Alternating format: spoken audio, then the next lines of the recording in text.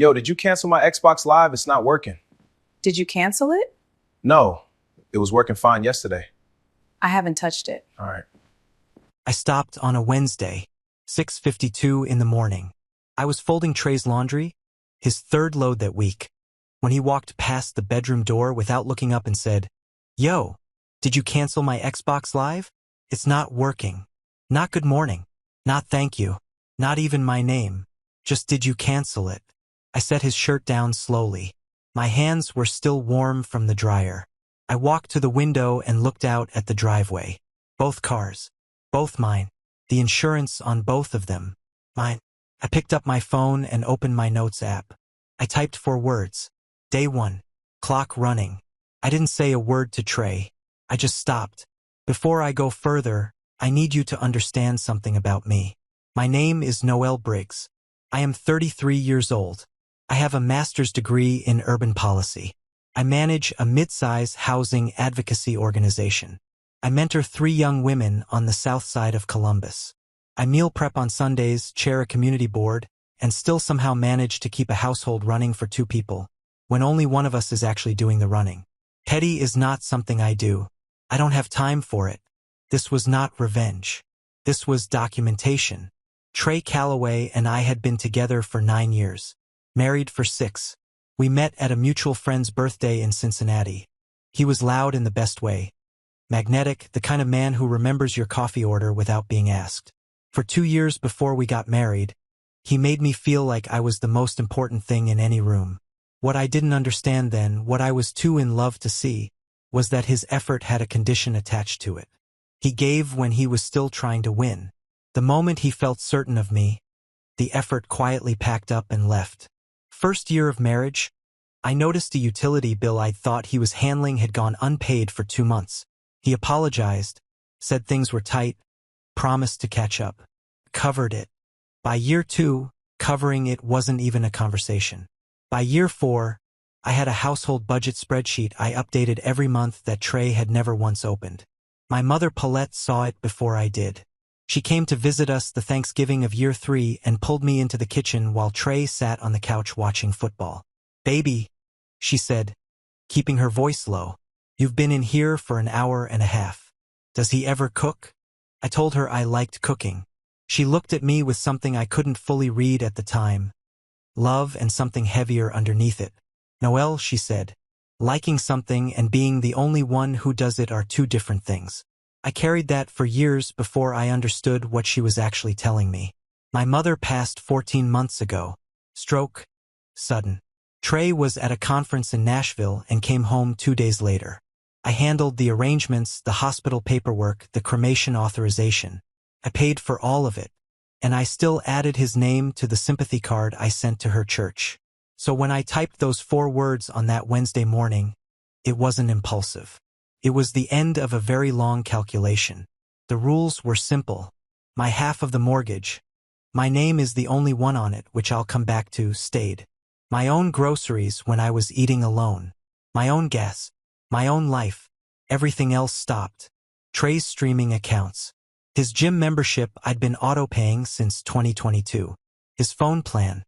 The household groceries I'd been buying without question for 6 years. The random subscriptions I'd absorbed into my budget because he never thought to ask whether they cost anything. All of it. Gone quiet. I called my best friend Priya that afternoon from my car. Priya has known me since we were 19. She is the only person I will say the completely unedited truth to. She listened to the whole thing without stopping me. "So you just stopped everything," she said. "Everything that was mine to stop," I said. "I want to see who he is when I'm not holding the floor up." She was quiet for a second. "What are you expecting to find, Noel?" I stared at the steering wheel. "The truth," I said, "about who I actually married." Day 3 told me something I couldn't unhear. I came home from work on a Friday with a headache I'd been ignoring since noon. Trey was already there. He was at the kitchen table, laptop open, jaw tight. I dropped my bag and opened the fridge. I'd intentionally left it understocked. That was part of the observation. I started heating up rice from the night before. Then he said it. "The Hulu account got flagged. Did you update the billing info?" I kept my back to him. "No, Noel. His voice had something in it. Not quite anger. Something more specific. Inconvenience. Did you forget, or can you just go in real quick? The show we watch drops tonight. I turned around. He wasn't looking at me. He was looking at the laptop. The show we watch. Like this was a shared problem. Like his name wasn't also attached to a functioning bank account. Like, can you just go in real quick was a sentence that made any kind of sense. I said, I think your card is fine, Trey. And I walked to the bedroom. Behind me I heard him exhale hard. Not quite a curse, but close. That sound told me more than 6 years had. By day 7, the shape of our marriage was becoming visible in a way it never had before. The strange what you see when you stop smoothing everything over. Trey moved through the house like a man who had always assumed certain things would be handled, and was only now discovering that handled had a person attached to it. He ran out of his protein powder on day 6. I'd normally have caught it on the grocery run and added it without mentioning it. This time I didn't. He stood in front of the cabinet, opened it, stared into it for a full 30 seconds. Then he closed it without saying anything. On day 8, his coworker Malik came by. Malik is one of those men who watches more than he talks. He'd been Trey's friend for years, and I'd always read his quietness around me as mild suspicion. Like he'd decided something about me before we were ever properly introduced. I was wrong about what he'd decided. He walked in, looked around the kitchen, half-stocked, no snacks out, no atmosphere of someone quietly running the household, and then looked at Trey. You been cooking? He asked. Trey laughed in a way that had no confidence in it. Noel usually handles the kitchen stuff. Malik looked at me, something careful in his eyes. Careful and specific. How you doing, Noel? Living, I said. You want water? I'm good with what Trey bought. The room went still for a second. Trey shifted his weight. Malik left about 20 minutes later, and on his way out he passed me in the hallway. He said, quiet enough that only I could hear, you deserve a full partner. I didn't know what he knew. I didn't ask. But I filed it away. That night, Trey was quieter than usual. Subdued in a way I'd never seen. I watched him from across the room and thought about what Priya had asked me on day 1. What are you expecting to find? I was finding more than I'd budgeted for. Day 11. I was working from home. Trey thought I was on a call in the back office with the door closed. I wasn't. I was sitting at my desk in silence, reading a report, headphones around my neck. I heard him in the kitchen. His voice dropped in that way voices do when a conversation becomes private. And then I heard a name I had never heard him use before. Jordan, I told you this isn't a good time. I stopped moving. Things have been off here. She's been different lately. No, I can't. Not tonight. I said no. My chest did something I don't have clean words for. Not racing. More like a controlled demolition. Like something very large coming down in perfect, inevitable sequence. He laughed then. Low and easy. You're wild, he said. Stop. That laugh. I knew that laugh. I used to be the person who got that laugh. I sat at my desk for 50 minutes after he hung up. I didn't move. I didn't cry. I just processed. Jordan. I opened my notes. Day 11. There is a Jordan. The experiment does not stop. It expands. I called Priya. I'm getting in my car, she said. Don't, I told her. Not yet. I have to think before I feel. She came anyway, the next morning, with an overnight bag and a grocery haul she'd bought entirely herself. She put a sticky note on her orange juice that said, do not touch Priya's. She is that kind of friend. We sat on the back porch while Trey was at the gym, on his own card, which I noted, and I told her everything. The Jordan call. The finances. Day 3. My mother's words. All of it. Priya listened without interrupting, which is how I knew she was worried. Then she set down her cup. Noel, I need to tell you something and I need you to hear it before you react. I looked at her. Back in March. Keisha, you know her. She used to work at Trey's company before she transferred. She mentioned something to me. Said there was a woman in his department he was close with. More than close, the way she said it. Priya held my gaze. I didn't tell you because I didn't have proof and I didn't want to wreck your marriage on secondhand office gossip. I kept waiting for it to be nothing. March. That was 4 months ago. I stood up. Not out of anger at Priya. I understood why she'd waited. But I needed to be standing for what I was feeling. Because here is what hit me in that moment. For 4 months, while I was paying the mortgage alone and building grant reports and buying birthday cards for his mother and grieving mine by myself, there was a Jordan. What are you going to do? Priya asked. I looked out at the driveway, at both cars, at the house. Finish the 30 days, I said. I need the whole picture before I move. She nodded slowly. And then, I thought about what my mother told me once, standing in my childhood kitchen, looking at me the way only she could. Then I start over in something I actually own. Day 14, the halfway point. Trey had figured out something was different. He hadn't figured out what, but the pattern had shifted enough that he was starting to circle the edges of it. He cooked dinner that night. Pasta. Overcooked. I ate it without comment. You've been somewhere else lately, he said. Work has been heavy, I said. Noel. He set his fork down. Is something wrong with us? I looked at him across the table. This man I'd spent 9 years building something with. I thought about Jordan. About March. About my mother. About day 3 and the Hulu account and can you just go in real quick? I said, if something were wrong with me, if I was struggling, what would you notice? What would change for you? He frowned. What kind of question is that? Just answer it. He thought about it. Actually thought. I'd notice. I'd ask you. I nodded. Took a bite of pasta. Okay, I said. That's it? That's it. The truth was I believed him. He would notice. He would ask. And then he would wait for me to solve it. That had always been the pattern. Trey Calloway was a man who identified problems and then waited for Noel to resolve them. I'd just never seen it that clearly before. I typed 2 words into my notes under the table. Day 14. Clarity. Day 17. I want to be honest about what I did because this story doesn't work if I'm not. I took the name Jordan, the company Trey worked for, and the pieces I had, and I gave them to my colleague Dre, who I trust completely and who has a particular talent for finding information discreetly. 2 days later, he sent me a LinkedIn. Jordan Fess, 29. Account manager. Same company as Trey. Different floor. She was beautiful. I'm going to say that plainly because the story requires honesty. Objectively beautiful. And something in her profile picture. This easy, open smile hit me in a way I wasn't ready for. Because I recognized it. Not her face. The expression. The ease of someone who hasn't yet been asked to manage everything while someone else takes up space. I didn't reach out to her. I want to be clear about that.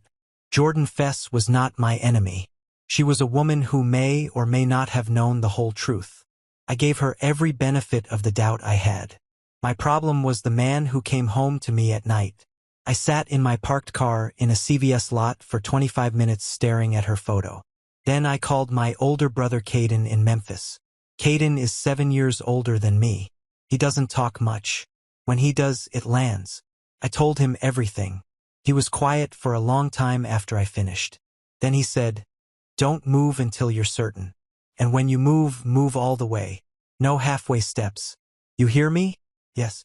"I'm flying in on day 30. I hadn't asked him to come. He'd already decided. That's what it means to have a brother like Caden. Day 22. I had planned to finish all 30 days. Trey ended that plan himself. He came home with an energy I'd never seen on him. Nervous and aggressive at the same time. The specific combination of a person who suspects they've been found out but hasn't confirmed it yet. He sat across from me and said, "Who did you have looking into me?" I didn't move. "I don't know what you mean." "Dre from your office." His voice was tight. He was asking around my company. People noticed. Dre had been less careful than I'd hoped. I felt a quick flash of frustration, then let it go. Trey leaned forward. "Noel, what is happening? What is this?" I set down the book I'd been holding. I said, "Who is Jordan?" The silence that followed was the loudest thing I'd experienced in 9 years of marriage.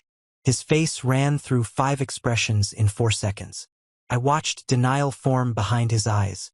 I watched him calculate whether it had any chance of working. Then I watched it collapse. "It's not what..." "Don't," I said. "Just that word." He stopped. I have been carrying this household for 9 years, Trey. Every bill, every payment, every card, every subscription, every car, every expense that showed up, I handled it. While my voice stayed level. I was proud of that. While you were building something with someone else. Noel, let me explain. I know you can explain. I'm sure you're very good at it. I stood up. But I don't need the explanation. I already know everything I need to know. I walked to the bedroom and locked the door. What Trey didn't know, what I hadn't told anyone except Caden, was what I'd been doing in the background of the entire 30 days. 3 weeks before day 1, I'd had coffee with a woman named Sloan Merritt. Sloan is a family law attorney. She also went through our nonprofit's homebuyer counseling program 3 years ago, which means she has no professional obligation to me. She gives me her time because she chooses to. We talked for almost 2 hours. I walked her through 9 years of financial history, receipts I'd kept, spreadsheets going back to year 1, bank records, the mortgage, solely in my name because Trey's credit had a problem we were going to fix that never got fixed. Sloan listened to everything. Then she said, "You've been the documented primary financial contributor for the entire marriage. You have the paper trail." She paused. "You're not starting from nothing, Noel. You're starting from a position that most people in your situation never have." That conversation happened before day 1, before Jordan, before day 3. I had already known, somewhere underneath all the hope, that I might need a way out. I just spent 9 years praying I wouldn't. On the morning of day 23, I texted Sloan 2 words, "Move forward." She replied in under a minute. Already prepared. That afternoon I opened a new account at a bank Trey had never heard me mention. I redirected my direct deposit. I called the mortgage servicer, the mortgage I had been paying alone for 5 years, and began a formal sole ownership inquiry. Trey came home that evening to a woman who was cooking dinner and asking about his day. He didn't understand that the calm he saw was not peace. The calm was precision. Day 30. Caden walked through the front door at 10:45 in the morning. He looks like our father. Broad, quiet, the kind of man whose stillness reads as authority without him trying.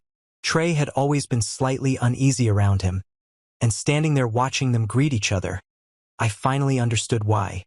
Caden has never once been fooled by performance.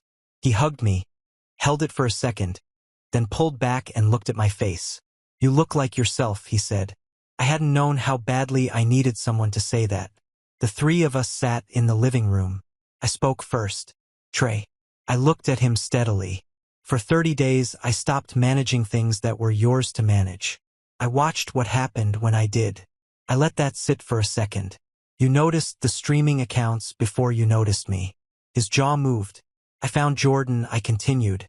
"I know the timeline. I know enough." I paused. "I've been working with an attorney. The mortgage, the accounts, the 9 years of financial records, it's all been reviewed. We're moving forward." Caden sat completely still beside me. Not performing support, just present. Solid. Trey looked between the 2 of us. Something went through his face I hadn't seen before. Not anger, not denial. Something more like a structure giving way. A man realizing the foundation he thought was there had been load-bearing on one side for a very long time. "So that's it," he said. "That's it," I said. Not in anger, in clarity. He sat there for a long time. I watched him cycle through all of it. The guilt, the exposure, the wounded pride, before something finally settled into what looked, for the first time, like shame. Real shame, not performed. He left that evening with 2 bags. I sat on the back porch with Caden until the sky went dark, and for the first time in weeks I breathed all the way down. "Proud of you," he said. "I'm proud of me too," I said quietly, and I meant every syllable. It has been 87 days since day 30. The divorce is moving.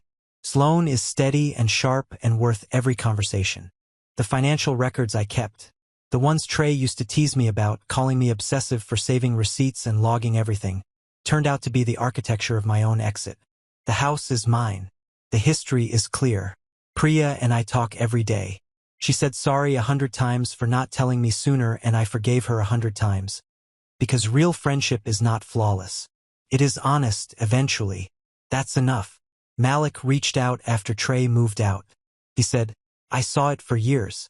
I kept hoping he'd figure himself out. I'm sorry he didn't. I thanked him and I meant it. I don't know what happened with Jordan. I don't need to. What I know is this. The 30 days didn't break my marriage.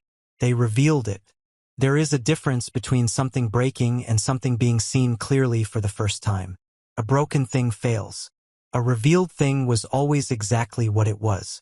You just finally had the courage to look at it in full light.